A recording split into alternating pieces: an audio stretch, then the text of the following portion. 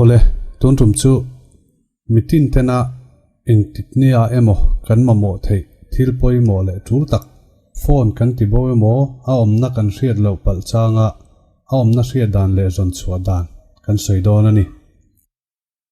hriat ngai ma sa chu I phone a sign in na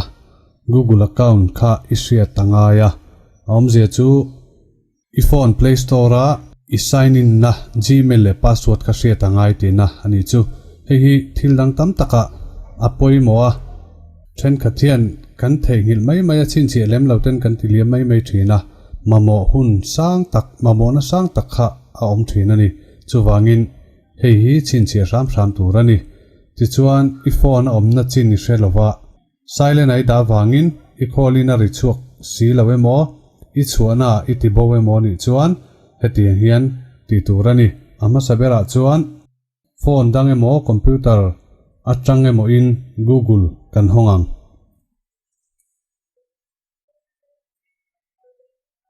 video lo langanga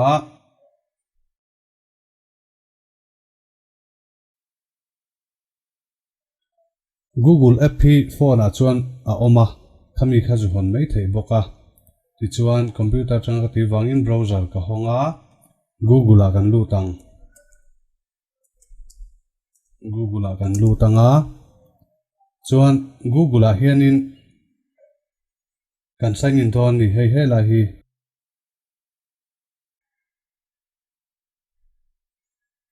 Google a kan lutanga sign in tu account emo sign in sa lo om chuan tak kha athala ka han kan han klikanga sign out na om mai dona kan sign out anga sign in with another account ti kha lo om dona ti khan sign in kan klikanga ti chuan use another account hi kan klikanga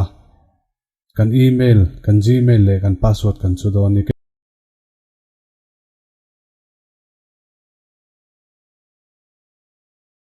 ema chuan he ta hi ka mail lo om sa wangin ta hen ka click mai dona lo register sa wangin chuan password kan chuang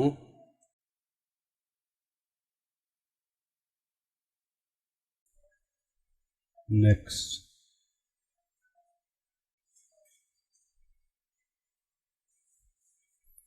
chuan confirm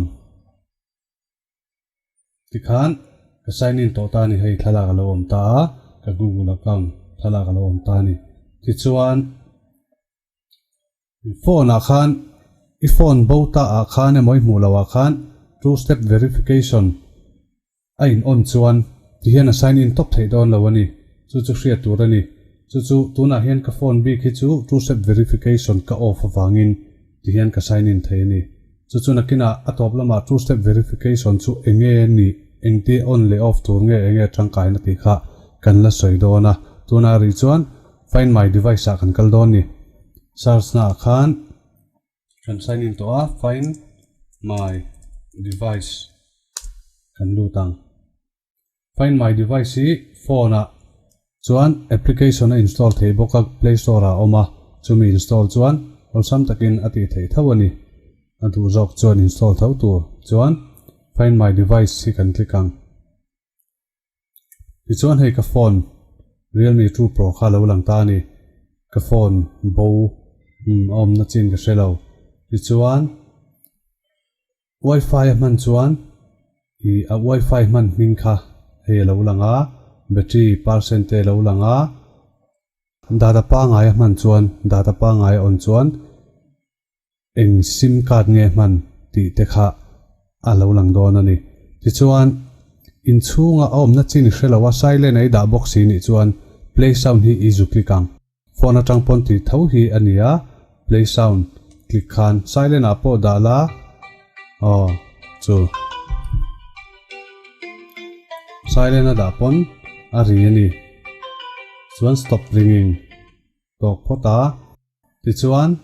pani le na chuan he la hi map palo lang ta ni sira hi hei phone le malo om hi map palo langa hei ain thai bial hi kan huanga ka phone a khan location GPS ka on ani location emo location GPS kan on chuan khoi lai vela nge ka phone kha pon lama ka ti bo ni chuan khoi lai vela nge om ti kha alang ta ni hei ti hian alanga Ramthar Veng taxi stand chakloka a om ti na ni hei a kurei dan hi a om na in tak va hriat thei lo ma se ti hian a zau vak lo ni ti chuan ka phone ka ti bo kha helai vela Ramthar Veng taxi stand chak hei hela hi ATM bu te po om ta a helai main road hi eng road nge ti kha kan hriat kan tum tur ani helai hi PCI electric veng thlang charge ti lo om ta electric veng thlang Presbyterian Kauran biakin helai hi a om chuan an chuk thla hreta electric veng thlang biin kha kongsir maya om ti kha kan hreta chuan hei Ramthar Road a chuk thla a electric veng thlang biak in le Ramthar Veng taxi stand in car helai bora hian hei chuwangin khoilai vela nge om ti khan kanwa hre thei ta ni ti chuan a om na lai vela khan kanwa kal hnaianga chuan sign in chung khan play sound kha kan han click anga kan han te kualanga play sound kan click zelanga kan phone kha silent a po lo da engang ma sela a full in a ring thei ang berina ron ri don ani a volume full in chuwangin na om na khati khan mepa khan find my device kan hun khan mepa khan alo lang hala ma se hria tur chu hemi tur chuan kan phone a khan location ain onangai ni GPS ain onangai a chuwang chuan kan chhuah dawna chuan location hi on ram tur ani phone kan thopal theya minan rupal thei location on ram tur ani ta chuan location kan on chuan ti khan map atangin kanwa a omna lai vel kanwa hre theya a ina va hre thei lo maila kanwa kal hnai omna lai vela khan play sauna te kan han tia ti khan ari hriat thei hun kha a om the ni chu atang kaya ma se kan phone lo char tu emo aru tu khan i location khalo off ta se khami ni kha chon ti wangai na om lo ni chu wangin phone kha aman thei lo nan secure device si om ta ni i phone a khan patane moi da lawa pin poi da lawa fingerprint poi mang lawa ni chuan secure device a hin click anga password ti danga chuan i du kha anwaya hei confirm password ti khan i phone kha an off an on le huna kha password tel lo kha chuan an mang thei don chuang lo ani chuan a top bera chuan beidon topa antinan location a lo off to box sia a omna lai i zong mu thei to si lawa i secure to boka mu chu i be sei to lo ma sei document poi mo te thalak engemo mi mu ve lo ta na du kha a om ve pal thei ni chu tiang ani chuan i beidon to pa chuan erase device a hian kal don ani tai ni kalanga erase si klikang chuan next alo ngai le chuan in next anga chuan okay i phone a i ti bota kha i document zong kha phone kan flash a bovek ang khan a bovek don ani chu find my device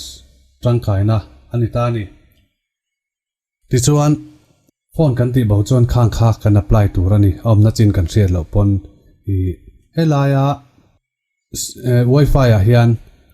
data lo mangani chuan eng sim card nge man ti le phone email IMEI kha lo lang don ani helai box chung te a hian chu chumi mang po chuan a theya ma se chumi manga ti tur chuan police lam te le provider lam te punan ngai dona how tak deuh leka khalam ka chu kan soi zui don lo ani ti chu ni china kan soi jok two step verification kha kan soi don ta ni phone atangin phone a hin kan on chinanga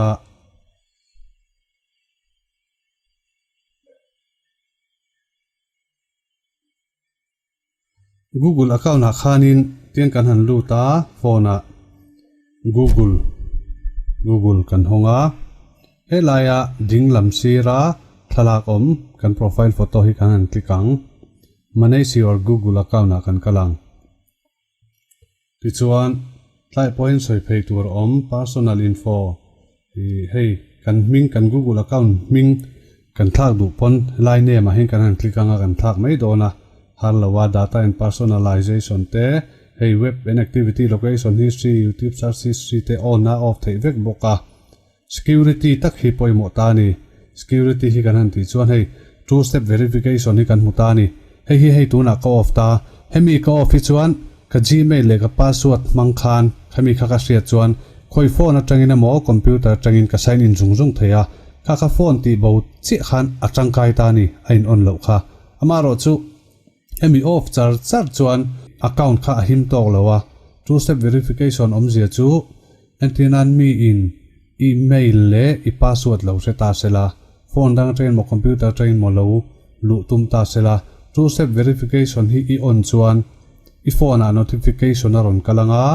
hei chu tiang kha tiang chuan I phone a luan tuma nang ma iniem yes mo no kha alo om don ni click tur kha no kan ti chuanin kan password se ma sen lu thei chuang lawani chu two step verification poimo na ni ta a off reng hi tha chuang lawa ma ro chu on po kha thatlo na lai kha om ve thei ni chu phone ti bo pala chu wang chuan chua do na chuan off lowin on lowin off ila a tha khoya mo kan kal do na bazara te phone ti bo pal a om pal khan vak khoi zui thei lo kha a boi thla ve chu wang chuan ta hian off kha har lawani off dan chu kan la soenga chu ti rol chuan ke ma bi ka chuan computer a hian ka sign in sa renga ka Google account ni permit ka pesa a ka phone atangin chu wangin two step verification hi on reng ma ila computer a khan ka Google account thau kha ka phone atanga permit ka pek to mangin ka lo sign in sa reng to wang khan on char mai la ka boi lo ni chu wang chuan riatel tu chu device pahnia regular taka sign in a ida char thei chuan two step verification hi on char kha poi chuang lo ma se chumi chu a thei si lo chuan off fa engmo changa on kha angai ta ni du chon off char kha chu thei thawen thu ni sela two step verification a hen kan klikang ka on chin don ani browser khoi mo beri kan thlangang Chrome ka thlanga chuan kan han scrolla get start hian password kan Google account password kha kan chunga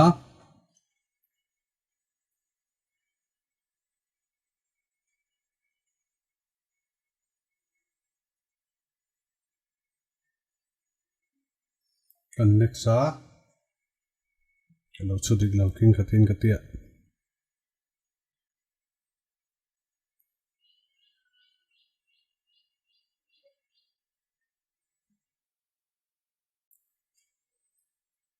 two step verification on dan le off dan kan sei don ni chuan hei phone alo langa continue phone number adik mi chekanga dik chuan next anga text phone a text alo thlengang code alo thleng dona lo thleng ta a G267741 G267741 G hi chu tel lo tur G hi chu tel lo tur ani hi ti khan kan next le anga validate me ka ti khan two step verification turn on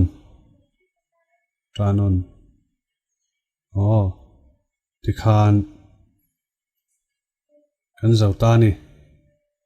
two step verification kha ti khan kan ona tia ka on to chuanin phone dang atangin mi in ru lo tum ma se an lu thei to don chuang lo ani two step verification ka on to wangin tuna kan check chinang ain on nge on lo manage your Google account kan kal le a security a ain on ta wang ani two step verification kha on hun le off hun kha om ve ni chu keima bi ka chuan ka on char a chan chu computer a khan ka Google account ka sign in sa thawa van duai thila ka phone lo ti bo po ni la computer tang khan ol sam takin ka access ngal theya maro chu ka tiang kan ni lo chuan kan chu awana te khanin two step verification ka off thina tha tin kan chu don reng chuan location kha on nge turani chumi ni lo chuan phone a bo khan a chin riat nge na kha om thin lo wa khang kha phone kan ti bo emo om na kan riat lo pal changa kan zon chu adan tur ani a lo mang changkai ve do nia